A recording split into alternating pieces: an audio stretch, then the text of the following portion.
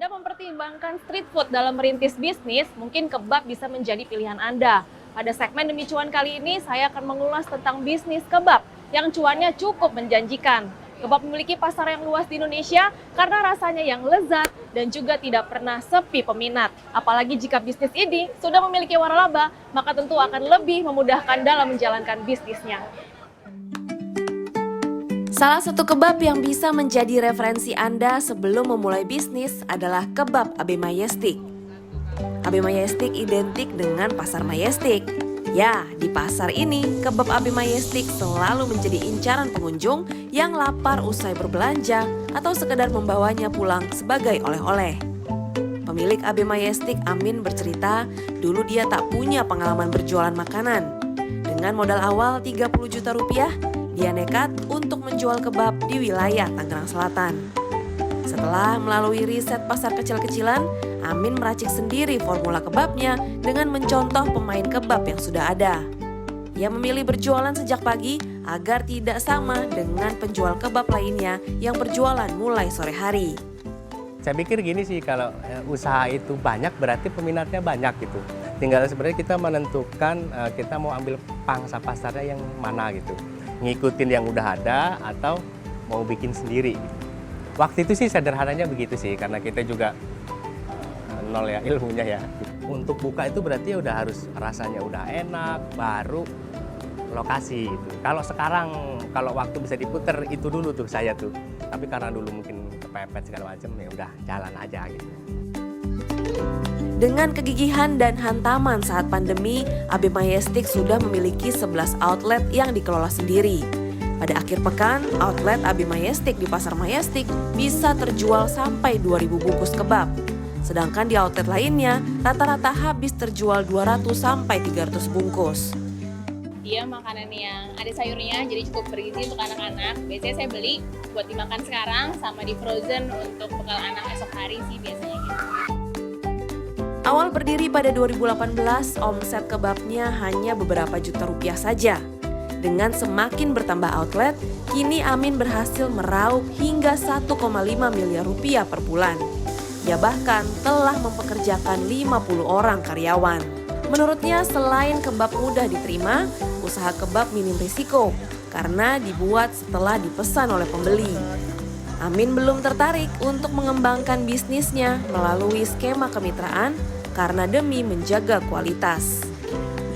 Meski sudah banyak penjual kebab di Indonesia, Amin yakin setiap merek kebab punya pelanggan fanatiknya masing-masing sehingga tidak khawatir dengan kompetitor. Tapi intinya mungkin ketemu ritmenya ya. Ya tinggal kita konsisten lah, konsisten dengan ya salah satunya kualitas itu. Kalau kritik itu pasti sih ada.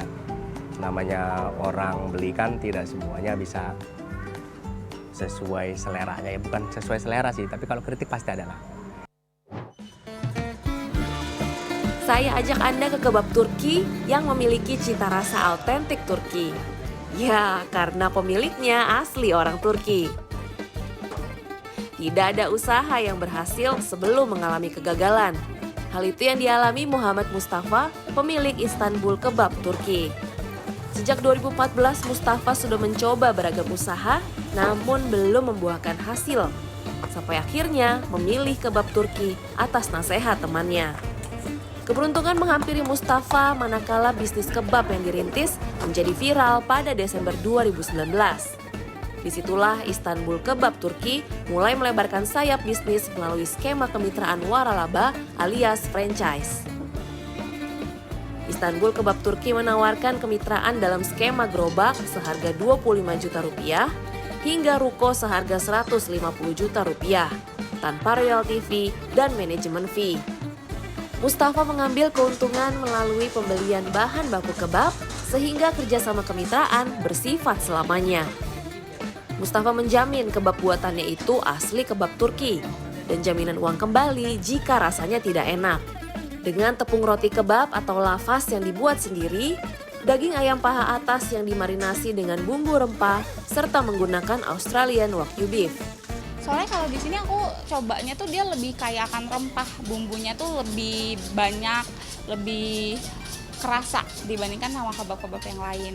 Dari 100 outlet di Februari 2020, kini Istanbul Kebab Turki sudah memiliki lebih dari 400 outlet di 55 kota seluruh Indonesia. Omset tiap outlet pun bervariasi, tergantung bagaimana Puara Laba mau menjalankan strategi bisnis yang diarahkan tim pengembangan dari Istanbul Kebab Turki. Namun Mustafa berharap omset outlet bisa di atas 80 juta rupiah per bulan. Dengan balik modal alias break even point 6-8 bulan lamanya sejak usaha dibuka. Tapi ini kita udah tahu kenapa bisa satu orang ini balik modal cepat, satu orang bisa balik modalnya lama. Analisanya udah, tinggal tapi mitranya harus kerja sama kita. Saya harus tingkat berhasilan usaha saya harus naikin. Betul nggak? Jangan sampai saya buka outlet baru 3 bulan, 6 bulan dia tutup. Tingkat berhasilan usaha saya turun, nama brand sayanya malah jadi gagal. Karena itu kita bikin tim strategi perkembangan, khusus support mitra-mitra kita.